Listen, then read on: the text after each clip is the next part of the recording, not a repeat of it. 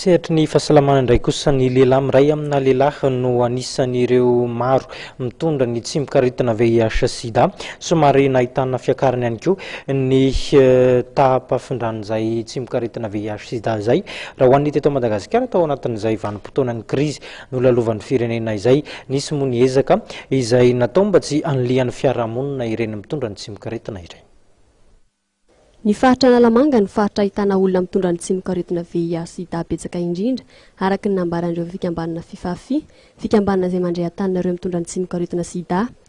Antony iray mahatonga izany ny hamaroan'ireo mpifamezivezy eto an-toerana ka mba hanatananareo olona amin'ny ady amin'ny SIDA no antony niatrikasan'ny tanterana androany tetsy any hôtely Palisandra Faravohitra ka tanjona amin'izany mba hananana ny olona fahalalana mahakasika ny VIH SIDA.